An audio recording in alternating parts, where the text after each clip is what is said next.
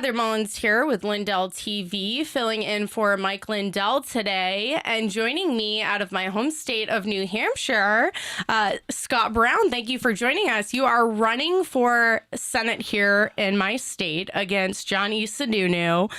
So thank you for joining me to start off. Sure. My best to Mike, too. I met him at the convention when my band was playing down at the Harley-Davidson Museum. I went and did some...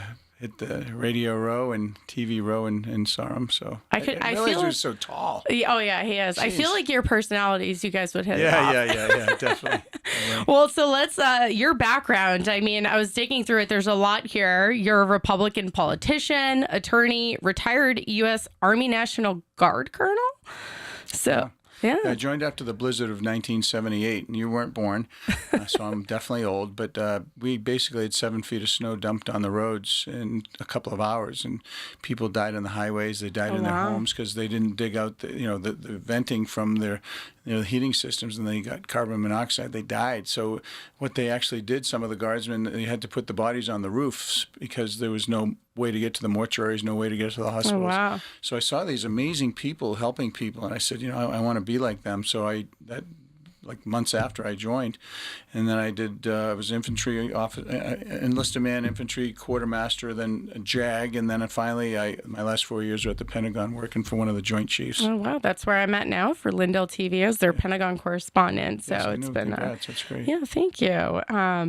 So do you see Pete at all? Oh, I do. Yes, I'm in the briefing room. I get to ask Pete lots of questions. I'll give him my best. I worked with him at Fox. I helped him get ready for his briefings, his hearings. I didn't know that. Telling him the whole, like what to expect. The gotcha questions, and as you can see, you got plenty of them. But I know. Yeah, he's doing a really wonderful job. I mean, some of the thing that's different now versus other presidents is that the secrecy and the lack of leaks are like. Oh, yeah. How it should be. Mm-hmm. Absolutely. Yeah. I mean, kudos to both Secretary Hegseth and yourself for taking questions from me because I'm known for some hardballs. Yeah, well, listen, that's the difference. I've been, taking hardball questions since I was almost born, it seems. Yeah, it seems the left, the Democrats can't really say the same because for a while it was, when you look at the way the Pentagon has opened up their briefing rooms and the White House as well, like there's a lot of new journalists like myself that are in the mix. But back to you. Can I just add something to that? Sure. That's a really important point.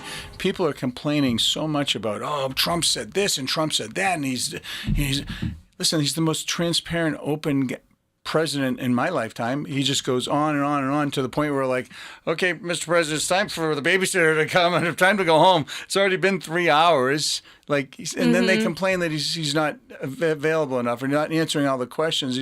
He's giving you so much information. It is a double standard. So it's crazy. Being accessible, even just like what we're doing now, being able to ask you your position on all of these, things that matter to Americans is so important. Yeah. And I think we've gotten so used to politicians sort of being,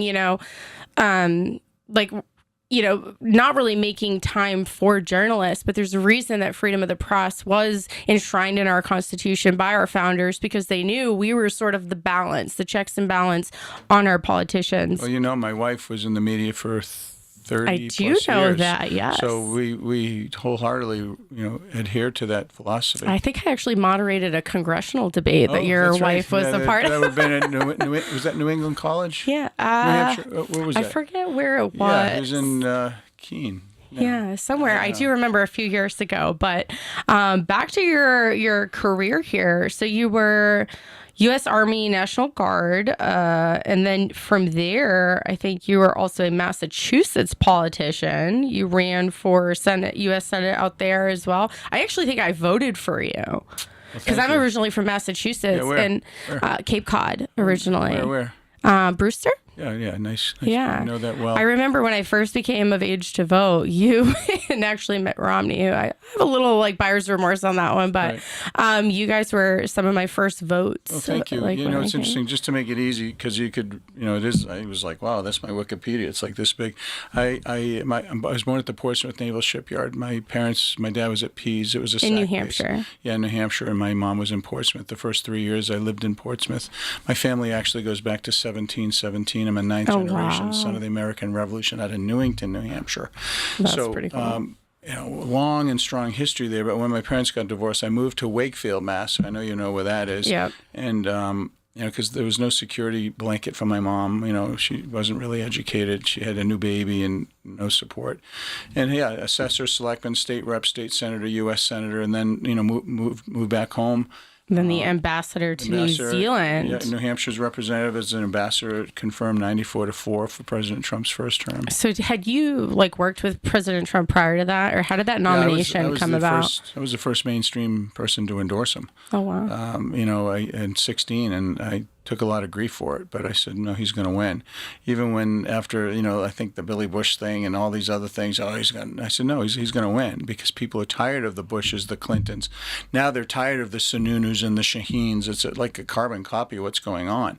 So, I felt he was, we needed an outsider to go in there and basically, a bull in a china shop and kind of shake things up a little bit. And he did. And he basically did that with one arm tying behind his back in that first term.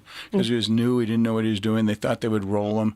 Yep. But I got through. I was the second guy out the door behind Israel in the Indo-Pacific, pushing back against China every single day for almost 2.5 years, till I got reinforcements in Australia and Fiji and other parts of the world, really.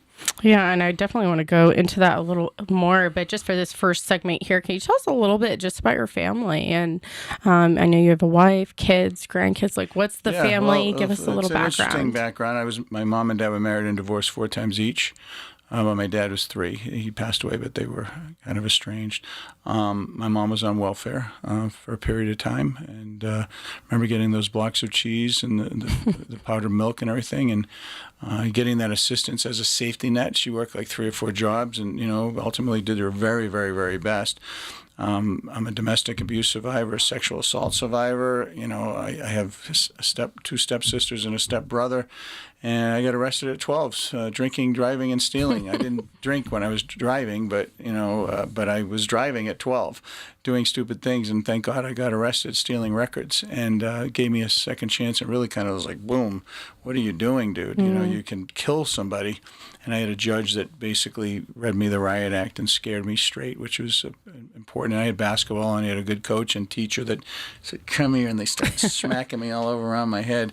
But then, obviously went to Wakefield High School, graduated in Tufts University, then Boston College Law School, and met my wife soon thereafter. In law school? Yeah, I was just out of law school. I was actually in law school. My gosh, yeah. But I was just back from basic training from the military, and I met her, and we've been married. It's going to be 40 years this July. Well, congratulations. That's a long time. Thank you. And 2 daughters, Ayla and Ariana. Ayla was on American Idol, season 5. I remember that, yeah. And then Ariana's a veterinarian. She's on the New Hampshire Veterinary Board right now, and does very, very well. And 4 grandchildren. So that's it in a nutshell. Congratulations. Yeah. Well, real quick on that note. I'm the only one with grandchildren here, and that's why this race is so important, affecting not only you, but your kids and your grandchildren. It's incredible what's going on out there. For sure. And real quick on that, 40 years. So what's your advice to young couples wanting a 40-year marriage? Because it's not common these days. Drink heavily? No, I'm kidding. Don't do that, guys. I'm kidding. That's a joke. it's really not sweating the small stuff. The silly stuff. Well, and what kids do, all right, is they definitely Daddy said, oh, no, I didn't. Mommy said, and they try to pit you against each other, and they try to divide you. So we always knew that we always talked, okay, this is what we're going to do for homework. Yeah. This is what we're going to do for food. Have a united front in front of the kids. Front. And then we use the 1, 2, 3 method. With Ayla, she loved basketball. And Ariana, she loved horses. Disagreement. Listen, I'm going to count to 3, and it's your choice. You do whatever you want. If you don't do that, then you're going to miss your basketball game. 1, 2, and it's a big game. Okay, Ariana, you're not going to go down and see the horses today. And we she had a friend who had a bunch of horses. So it worked, but they're good kids, and we're very blessed. And I wish everybody luck with their kids. Yeah, a lot of work. So let's dive into that issue then. Speaking of kids, I know education is a big one. The current state of the education, not just here in New Hampshire, but abroad. Right here in New Hampshire, there was the DOJ is now investigating, or the Department of Education is investigating Title IX funding because of a lot of the woke sort of trans stuff. It's a big issue for Republicans, is protecting women's sports, keeping, women's spaces private. What is your position just on the situation unfolding with the current education system in America? First of all, there's no place for men or boys in women or girls sports. My daughter played basketball, college basketball at Boston College, committed at 15 years old. And the thought of some man, a biological man who's transitioning, going and taking her job, quite frankly, is disturbing. Mm-hmm. And you saw what happened with, Leah Thomas and Riley Gaines and their whole thing. And you see it now still. They say, well, it's just a couple of people. Well, it shouldn't be any. Just like I thought with Martha Raddatz when J.D. Vance was doing an interview talking about the gangs in Colorado. Oh, it's only a couple of housing complexes. And he goes, what? This is the United States of America. We shouldn't have foreign gangs in anything. Yeah. Well, it's the same type of thing. And I certainly respect somebody who's going through a change and they want to change their life. And that, God bless them. They want to do it. I have no objection. It's live free or die. Mm-hmm. But when you're going to then go and crush the dreams of young women and girls, that's where I draw the line. And, I know, obviously, the Secretary McMahon, I supported her when she ran in Connecticut, and I think what she's doing there is appropriate.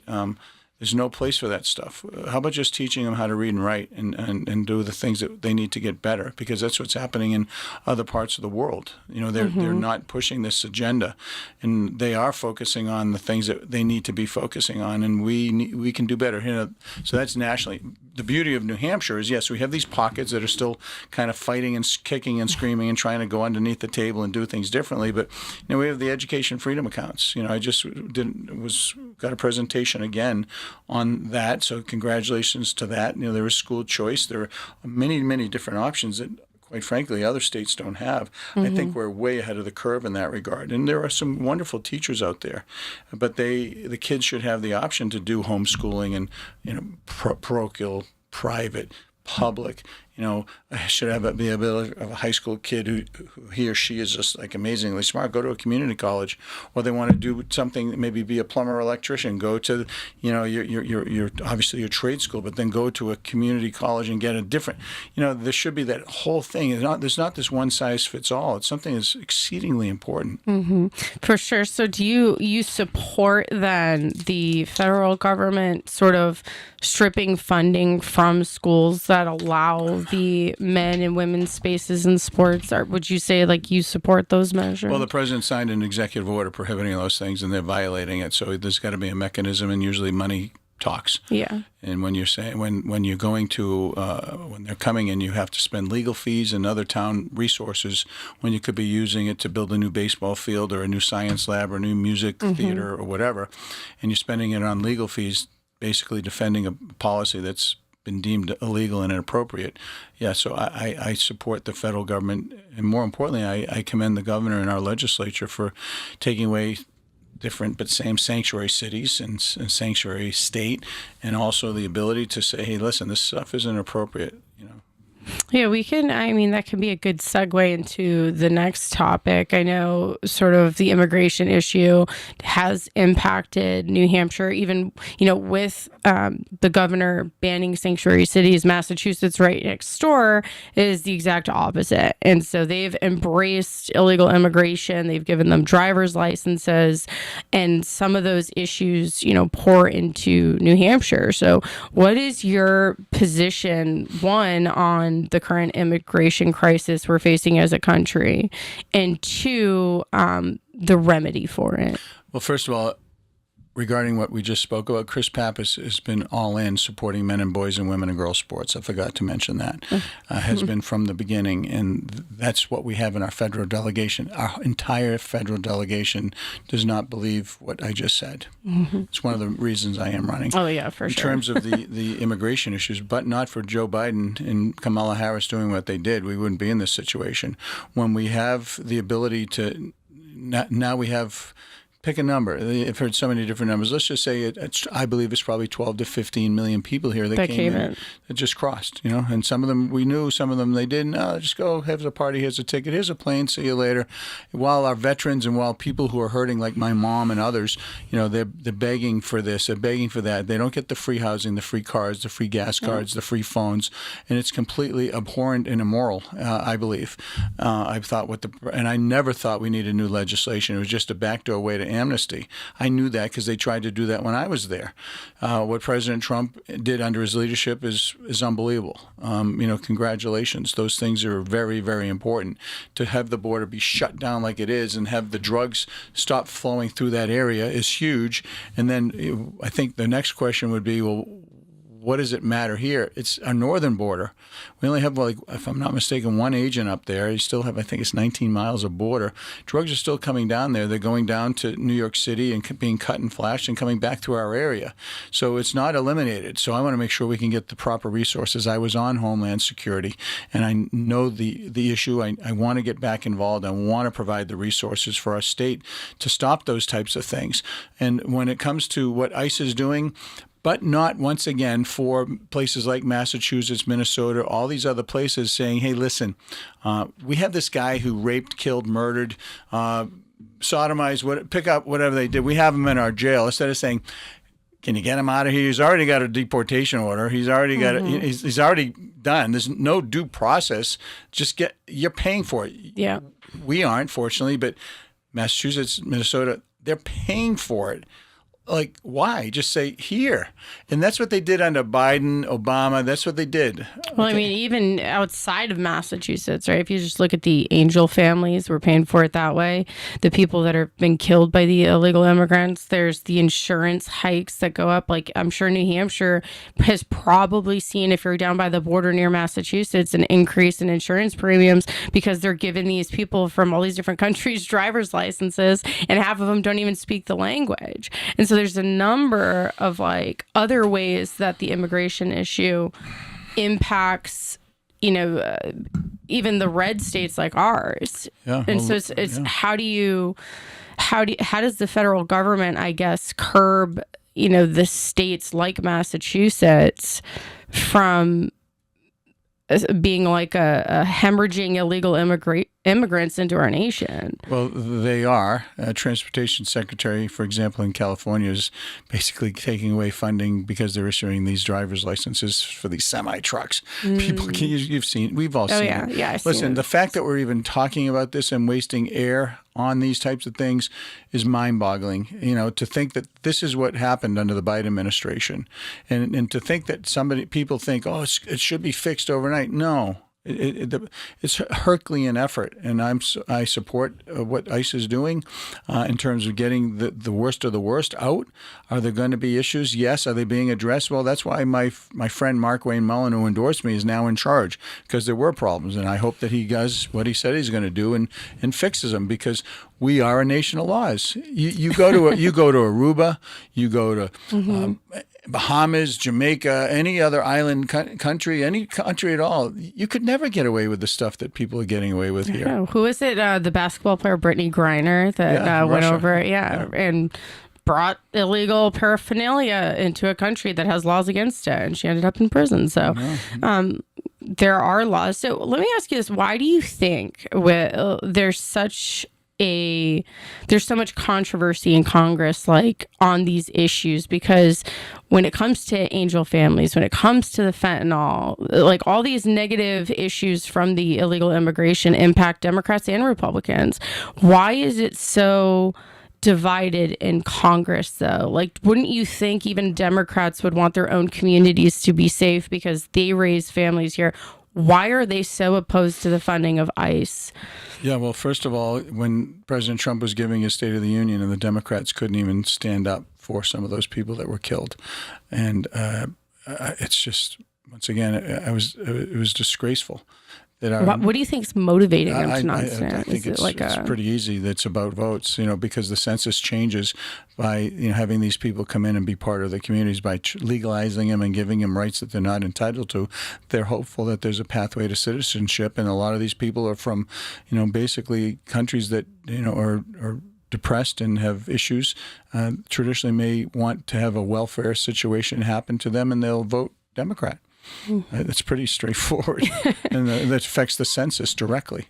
It seems like there's a problem in Congress with, Congress actually representing the American people. For example, the SAVE Act right now is something that is wildly popular with both Democrats and Republicans, yet even with the Republicans having control of the House and the Senate and the White House, the SAVE Act can't seem to get passed. What's your take on that? Well, I think they should keep them there 24/7. I've already said this. They should not get paid while the government is shut down. TSA workers, my nephew who's in the Coast Guard, he's the XO up in Portsmouth, hasn't been paid. A lot of folks. Wow, yeah, he's this young guy. He's a kid. I mean, how? Why? But these guys just got back from a great vacation. I guess Lindsey Graham was down in Disney World, and so is here, and it's like... It's broken. So I think Thune and our leader, the House leader, should keep everybody there 24/7, no fundraising, no nothing until they get these things done. That's the answer. That's the real answer. In the SAVE Act, quite frankly, they're saying, well, women can't do this and women can't do that and women don't know. They're married. I think it's insulting to women, quite honestly. The fact that you can't figure out how to get your marriage certificate or a copy of a birth certificate or a name change document from the court, it's insulting. It's not that hard. And if there's an issue where people need help, then we should have the ability to have people help them. Because, quite frankly, you should have no issues. And thank God New Hampshire changed it. You got to at least show a license, which is great. And why don't you want to show a license? I mean, to get into any Democrat event, political event, you need to show voter ID. Yeah. So, but to vote, it's okay. You just go right on in. So, excuse me. Election integrity is very big, especially among Republicans. Although it should be equally as because I've long said if we don't have free and fair elections, then nobody's vote truly counts, right? It's more of a selection than an election. Right here in New Hampshire, there was a number of problems in this very town, Windham, New Hampshire. They had a recount. They had their voting machines audited. And here we are all these years later, and there's still issues. So as someone who's on the ballot here in New Hampshire, how do you feel about the current state of affairs with New Hampshire's elections and then just the overall problems with election integrity as we head into the midterms? Well, I think every vote is sacred, so let's start with that. And I believe that anyone who's eligible to vote, we should get them out to vote, no matter how we can do it. If it's a senior who needs a ride, then gosh, let's do it. I do it. We drive people to the polls. And at the polls, the key for someone like me running is we have a stable of attorneys ready to go at the polling places that traditionally may be difficult. Is it Windham this time again? I don't know. But we also have poll watchers who can see what's going on, shenanigans. And the good news is the legislature and the governor signed it is that now students need government IDs. They can't use their student ID. And they really should be voting in their home, not here. Because and if they're voting here, then they should become permanent residents and not get the financial aid from their states. So New Hampshire residents should vote, and I encourage everyone to get out and vote. And but what we do is we have attorneys and we have poll watchers, and there are many, many citizen groups on the right side, as a Republican group or libertarians and others who are very concerned, and they are making efforts to hold our election officials accountable, and I think that's a good thing. What's the problem? Sorry if we made you uncomfortable. Sorry if you had to hand count it. But I've run special elections. I won an election by 383 votes out of 200,000. You don't think every vote counted?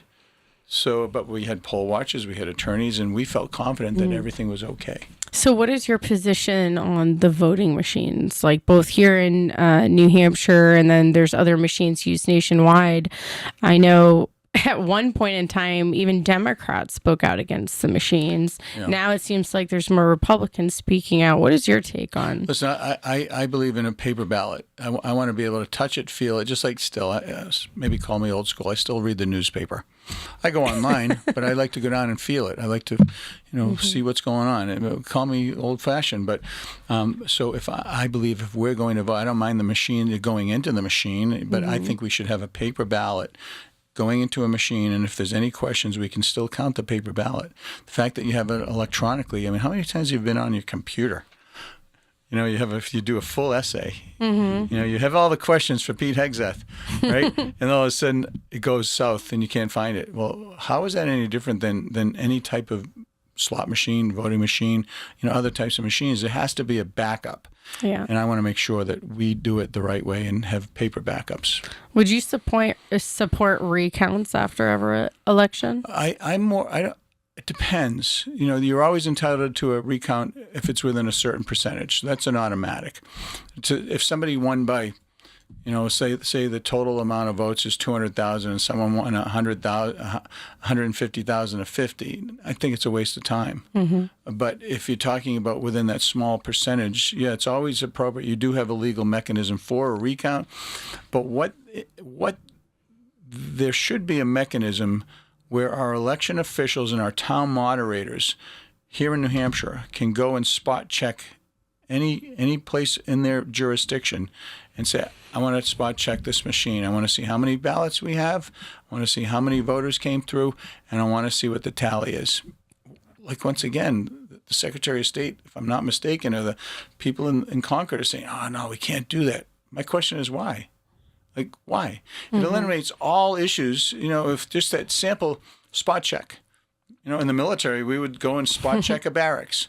We would go and spot check a vehicle or a weapon to make sure they were functioning properly. Why can't we do it with these things? Yeah. Well, it's funny. I actually remember I interviewed a guy one time who said in the military, his job was to go over to one of these countries you're in, and they transported the ballots because it was like the lifeblood of democracy. It was like making sure those ballots were protected and the elections secured. But it just feels like here in America, I mean, some of our elections have been like third world country style stuff. I mean, it's just...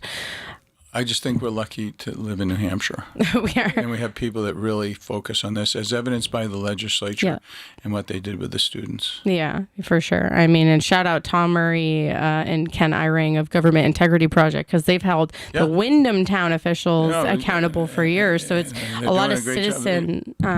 Not to interrupt, but that's what I was talking about. We have citizen groups. Yeah, they're right. Yeah, absolutely. For sure. Okay. So switching gears again, we're going to talk about healthcare.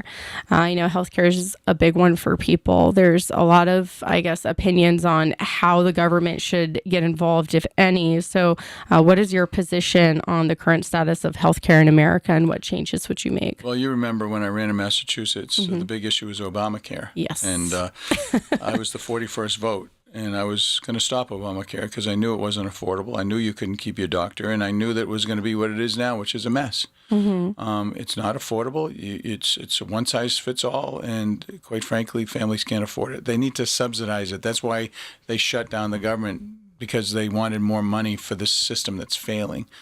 They passed it through reconciliation. They weren't able to get a lot of the things they wanted, and they've made no real effort to fix it. But one of the costs, and what we know for a fact, is the administrative costs on many of these government plans and other plans. It's like 40 to 60%. There's no transparency. There's no ability for you to say, well, I want to go to this hospital or that hospital or this doctor or that doctor, and knowing what you're paying and why. There's no incentive to save. Like, I'm a saver. I've been saving since I was a kid. Every quarter for delivering milk or doing this, I save it. Well, if I'm going to a doctor and I can get a better deal and that doctor is just as good as this doctor, I'm going to save money for the government, for me. Go to that doctor, but there's no mechanism to do that. The ability to get drugs across state lines, a competition for insurance plans across state lines. I mean, there's a lot of things we can do. This one-size-fits-all, though, doesn't work. And I thought that I would like to be part of that solution. And everyone says, and they had a chance to get rid of it, but I think Senator McCain stopped that effort back in the day. Well, they say, well, what are you going to do in its place? And that's a fair argument. Like what? What's in place? And I believe that competition will drive it. And I quite frankly believe that the states can do it better than the federal government. I always have. So what is what can be done about, let's say, some of these pharmaceutical companies that, I know this is something President Trump shed a little light on, where you'd have a prescription in America costing $10,000, but you could get it for $1,000 over in a different country, and the prescription would come from the exact same facility. So sort of the price gouging that is being, put on the American consumer. I mean, what can be done about that? Well, first, it's a complicated issue. I remember when I was a senator, and even after kind of figuring it out. So a lot of the drugs that we're actually approving are from here. So the R&D and other research that goes into creating that drug is higher in the beginning stage than it is for some. I'm not sure if this is, let's say, Ireland getting that drug, because it's all done. So they just need to buy the drug now. So by the amount of drugs that are out there, they can get it at a bit better price. And I don't want to misspeak, but I believe it's the favored nation status when it comes to drug pricage, which basically says that they get a certain price and we don't. Well, what President Trump has done is he's negotiated and said, yeah, we're going to get it. So drug prices have been coming down. And he signed executive orders during his first term. And when Biden, jumped in, he reversed a lot of those things. So drug prices went up again. But yeah, listen, there is a startup cost and there is an R&D cost, and they should be compensated for that. But once it's out there and once, everything's all set, it's been approved, they're good, they're making their money, then I believe that there should be a sliding slope. Okay, they've made their money, now let's get it back. They've researched, they've taken the chance. These guys haven't taken any chances. They're reaping the benefits. So is there some benefit or some reward for taking the chance and actually solving a problem? I believe there is. The question is how much and how long. And, there's certain patents and other things that give them protections. But what President Trump did on this issue, I agree with, and I'm glad he did it. It's lowering costs. No, another issue with healthcare that, we lived through the COVID pandemic of 2020. And one of the things as a journalist that I saw was the sort of suppression of, early effective treatments, ivermectin, hydroxychloroquine, and a lot of the media networks that took advertising dollars from pharmaceutical companies refused to shed light on some of these effective early preventative treatments. And so I guess my question for you is, how do we, or what is your position on just sort of the pharmaceutical advertising dollars in the media? Because I know many countries actually prohibit it, that pharmaceutical companies can't advertise in the media. And then the second question is just, how do we control the pharmaceutical companies lobbying down in Washington? Well, let's take the first question first. RFK Jr. is already addressing a lot of those things. He's bringing it up. He's getting a better food pyramid for us. He's trying to make sure that we eat healthier. I think that's fantastic. The MAHA movement is real. I support their efforts. I have kids and grandchildren. I'm a triathlete and very active, and I try to eat well. I'm not saying I don't grab my occasional, chocolate bar, but I'd rather grab, quite frankly, 5 or 6 tangerines, or a thing of watermelon. That being said, it's a problem in terms of that advertising. My wife and I, the other day, we were just watching something on TV, not Netflix or anything like that, but there were like 5 drug commercials on, and we kind of laugh. Well, you can fix this and fix that, and then at the end, but if you'll die of cancer, you'll have skin, your hair will fall out, you'll have an ulcer, and they go on and on and on, and I'm like, okay, really? So, but in half the time, it's for a drug you don't even need, and so can't even pronounce. Yeah, and somebody had suggested that the reason that they advertise some of these drugs isn't necessarily so that you can learn about a drug that you don't need. It's so that they can buy the silence of the media networks when something with their drugs goes wrong. Money talks. Listen, you see it in politics. The more money you spend, the less airtime the other guy gets. I've seen it. I've been part of it on both sides. But I think more importantly, your other topic is the lobbying. Sadly, it's part of D.C., and it's up to the individual. I mean, the Heart Association is a lobbying group. The Lung Association is a lobbying group. The Diabetes Association is they're all lobbyists. And my policy when I was a senator is we'll meet with them. We'll meet with them, and you give us all your information. We'll ask questions just like you and I are doing. Then I'll get my crack team that I hired to actually tell me what's fact and what's fiction. That's the difference between me and, I think, quite frankly, the guy I'm running against, both guys I'm running against, is I actually read the stuff. As an attorney, I can read. I understand I understand it, and then we'll make our own decisions. For example, when there was an issue on an artificial pancreas. You lose your pancreas. You have a pancreas. It's a problem. So I supported. I thought it was a great idea, and we did our research. And when I was there, I made the effort for artificial. I think it was pancreas and maybe artificial kidney, these types of new age situations. I just had my knee replaced 2 weeks ago. I have titanium and things in my leg that I'm like, where did that come from? So while I'm in favor of our innovation, because we are the most innovative, creative country in the world, smartest people, I believe, in the world, we need to have those safeguards, and that comes from the individual elected officials. Instead of being, you saw the hearings when RFK Jr. And he pointed out about Elizabeth Warren and Bernie Sanders. Oh, Senator Sanders, you're the number one person. No, I am. Yeah, he is. So it's kind of hypocritical. We tried to be very selective on who we supported and how, and that's the thing that you need to do, unless they do an outright bar, and I don't know if that can ever happen. Would you support, because one of the other big, sort of Maha things prior to even RFK Jr. getting in there, Senator Ron Johnson did these COVID panels where they, once the vaccines were being rolled out, there were some adverse reactions, and there's a VAERS reporting system where doctors can submit stuff. But one thing that was brought to my attention was that vaccine manufacturers actually are protected and shielded from liability. So is that something, as a member of Congress, you would support removing those liability protections, creating an environment where, if you and I take other, medications and something happens, you see those commercials too. Did you take this and get this disease? Call us and we'll sue and get lots of money. So other drugs are not shielded from that liability. So why are vaccines, and would you support removing that liability that's protection? That's a question that somebody asked me a couple of weeks ago at a forum we had, an event that I was at. And first of all, let's talk about the vaccine. I thought mandating and telling people that you need to take it or you lose your job or you get kicked out of the military was wrong. And that's been righted by Secretary Hegseth and allowing people to come back. We had these amazing trained military people, and you said no. Nurses, no. And there have been cases, if I'm not mistaken, where they've actually won lawsuits as a result of that the violation of their rights. And I thought, unlike many of our drugs, polio and others, that this one was rushed. Now, it was rushed because there was a pandemic and people were trying to do the right thing. I'll give them that.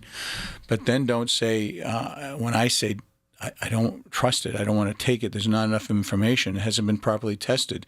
And I know some people that have died I know people that have died, and I know people that are injured right now as a result of what you were talking about. So there are adverse reactions. I want to be given a choice. You know what I mean? This is New Hampshire. Live free or die. I want a choice. I want to be able to make that decision on my own. And I shouldn't be fired. I shouldn't be harassed. I shouldn't be cajoled or anything. Now, with regard to that issue, that is a legal issue. And it's something, since that's been asked and you've asked it again, I want to see what, in fact, the case is. Is it an absolute what would the purpose be for? Well, they're protecting these drug companies because they rushed it, potentially. I believe it's for all vaccines. I don't know. That's why I'm saying I don't know that information. Do you think there should be liability protection? I have to do my research as a lawyer and as somebody who would be making that decision. I'm the kind of guy that actually I don't just make shit up. I'm going to find out the facts and I'm going to learn about it and then make a logical decision. Fair enough. All right. So obviously you didn't support the lockdowns and things like that. Well, I was in New Zealand. We didn't have a lockdown. I was the only embassy in the world that had a 4th of July party. And I understand the social distancing. I understand the cleaning of hands, trying to, wearing a mask, whether it helps 1%, 5%. I get all that, and and first of all, this hopefully is a once in a a century or once in a lifetime situation where we had something like this happen. Shame on the Chinese for creating this mess, okay, and not coming out right away and telling us so we could all be ready. But not for them getting this out of Wuhan, we would actually not be in this situation. We learned a lot from it. The social distancing, the masks, whether you like them or not, I think every little bit helps because everyone's trying to just do their very, very best. Where I draw the line, though, is that when we can't go to church and we can't social distance in a parking lot, we have to shut down all the grocery stores except one. In New Zealand, they shut down all the grocery stores except one chain. And they didn't even open up the hardware stores, so you could be in your yard, working in your yard or painting your house. Stay in your house. Whitmer, and can't mow your lawn. What?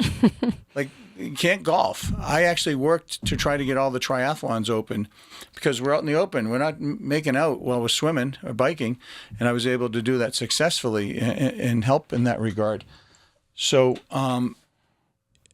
everyone, I think, was trying to do the right thing. I think they went overboard in taking away our rights, and it's something I want to try to protect.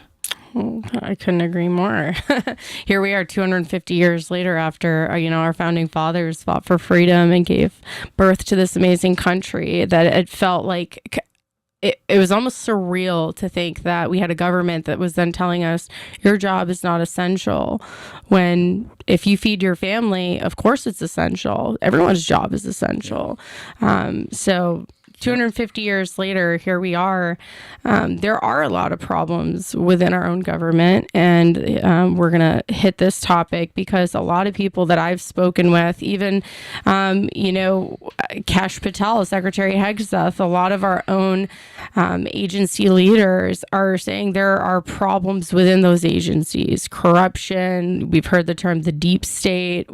There's investigations into the January 6th, the insurrection there, the Capitol bomber. I mean, the list goes on of like who knew what and how big is the problem within our own government. So I'm just curious, what is your position on the corruption within the United States government? Are there, where is the areas that we need to work on? And well, let's start locally, like right here in our state. Yeah. Okay.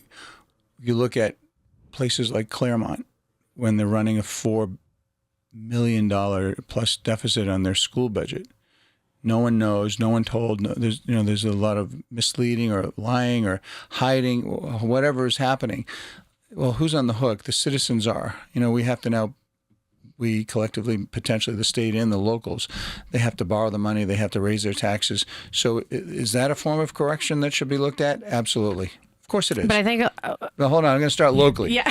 Okay? Because Totally. Everything is local. Yeah. And we have to fix locally. So start locally. I agree. We have to fix where the corruption is here. Mm-hmm. Then the next thing is, okay, what are we dealing with statewide? Are there agencies or others in our state that are corrupt?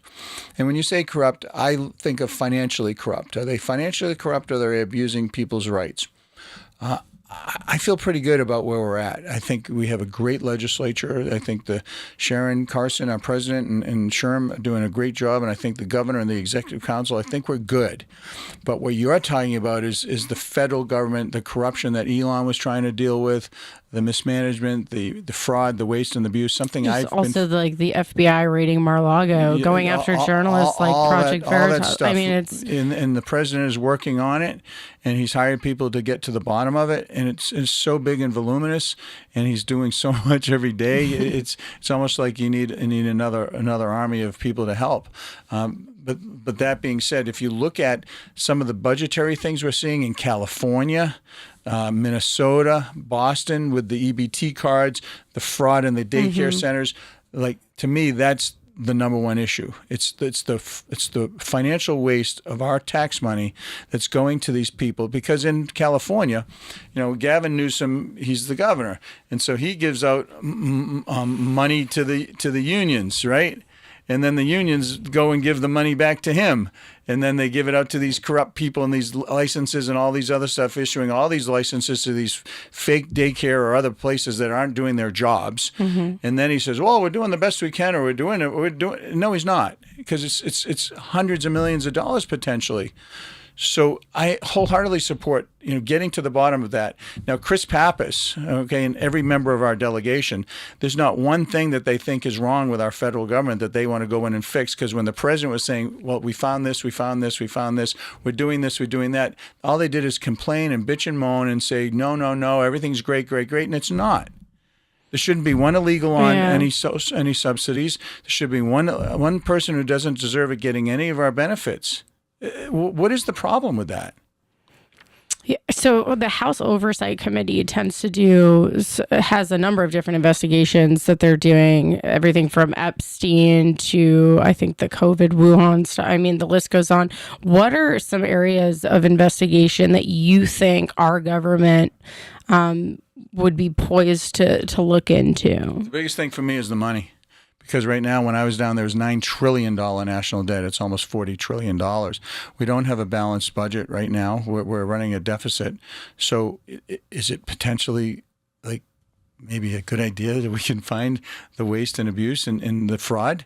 Because we do it in our homes. This business right here that we're in, they do it to make sure their books are good, right? Mm-hmm. Every business I know does it. Balances, yeah. They balance it. They look for fraud. Is somebody skimming? You go into a bar. Why do you think the cameras are all around the bars? You get the waiters and waitresses potentially skimming. One for me, two for you. One for me. So, yeah, listen, it's a trust but verify thing. I think the biggest thing for me and the committee I want to get on is the committee can go and find the money. Okay. Where's the money? Show me the money. Well, a lot of the money is tied up with our military right now. So our final topic I want to hit here during this interview is just the foreign policy that we're currently, in Iran. We have a lot going on over there. There's issues with the Strait of Hormuz and getting that open. What is your take as someone who also served? What is your take on the situation in Iran? Do you see an off-ramp anywhere? And how does this all come to a resolution? Well, sure, of course. I've been to Afghanistan, Pakistan, Israel, Dubai, Jordan, Kuwait, Kazakhstan. As a senator, worked with many of those ambassadors. As an ambassador, worked with those ambassadors all the time. It's an amazingly historic and rich area that needs to thrive and can thrive and be an amazing part of the world. But the big bully in the region, Iran, has always been the one destabilizing it by supporting Hezbollah, Hamas, and the Houthis, exporting terrorism around the region and the world. For 47 years, they've been bullying us after they took over our embassy, skinned alive CIA head, killed our Marines, killed many people through IEDs, supporting and exporting these devices around Afghanistan and other, killing our citizens, killing our friends and our allies and other countries' people. And it's no mystery that when the you-know-what hit the fan, they had pre-planned rockets and missiles to their allies and friends going this way. Not to us necessarily, but to all these people that had nothing to do with it. It was us and them. But it just shows their mentality. They want to destabilize the region. And at what point, my question is, when do you stop it?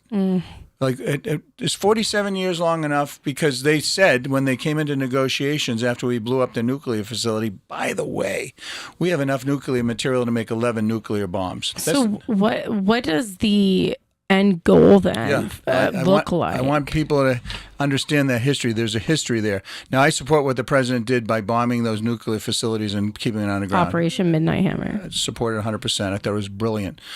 Then I support what he's doing by eliminating the threat, destabilizing that region, that country, and making sure they can't fight back or hurt anybody in that region anymore.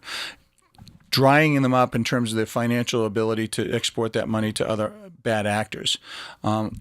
I support him closing the strait right now and making sure Iran cannot have any finances, so they will come to the table because he gave them the olive branch. The olive branch is for them to come and say, no nuclear weapons, we'll open up the strait, we'll be good neighbors, and let's everyone go and live happily after ever. They're not going to do that. Where I differ than I think with John and Chris doesn't want anything. He's like, oh, just let them keep doing what they're doing. They would have had a nuclear weapon very quickly. That's not the answer.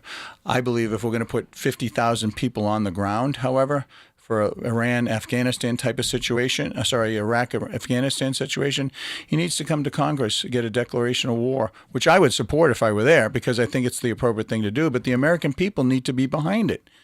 So I think he's doing the right thing because, I guess the real answer is our allies are sucking at this. Our allies are not helping us. They should be there. Singapore, Japan, South Korea, they need this oil more than we do. China, Russia, China, they should be like saying, yeah, dude, open up. What are you doing? And they're not. And the president holds all the cards. I commend him for doing it. And I believe the off-ramp is that, they're either going to do it or not. It's either a regime change or they're going to agree, or we're going to squeeze them till there is a regime change. Yeah, because we had, 4 years of no new wars under his first term. So I think for a lot of Americans that I've been talking to, a lot of them thought that's what we were going to have again. And so there has been, from what I noticed, disappointment. There's disappointment. There's also a divide amongst Republicans. Right. And this is the elephant in the room that a lot of people don't want to talk about. I just want to get your take on it. There's a lot of people that everyone unanimously loves our military, supports our military. The divide that I've seen, both working at the Pentagon and in just Republican circles, is whether or not we should be working alongside Israel. And so there are some, you've heard Tucker Carlson come out, Joe Kent, the former director of the National Counterterrorism Center, said he believed Israelis were misleading the president on whether or not Iran was an imminent threat. So I guess my question for you is just, what is your take on the U.S. relationship with Israel? Because some people believe Israel is driving the situation with Iran, while other people believe President Trump is driving. So just your thoughts on that. I think President Trump is fully briefed by people who know more than you and me or any of those people that you're referencing. He's been fully briefed. He has a great team around him that gives him that information. And I think what they're leaving out is we also have the Arabs are also working with the Israelis now. The Arab countries in that they're flying and doing things side by side with us and others because they recognize that this is too big to bicker about what country you're from. Yeah, because a lot of other countries they're all getting involved. They're all pretty much helping in that region. The problem is France. Figures. Spain not letting us use a base to refuel. I mean, there will be a payback, and I support that payback if they're going to be part of NATO.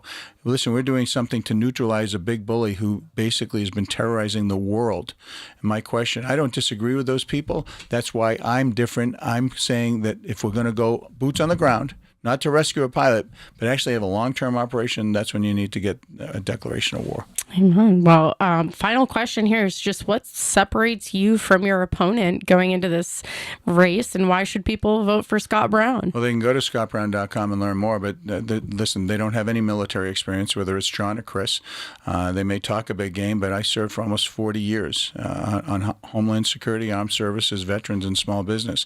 I'm the only person in this race that has any ambassadorial experience. Almost 4 years dealing with ambassadors, doing trade deals, dealing with tragedies, the Christchurch massacre, and others.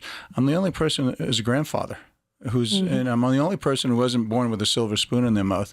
I wasn't born on third base and thought I got a triple. I started from nothing, and I'm a scrapper. And I'm not going to have DC or anybody else say, let John do it or let Chris do it. No, this is the people's seat. New Hampshire deserves to have primaries. They deserve to have debates.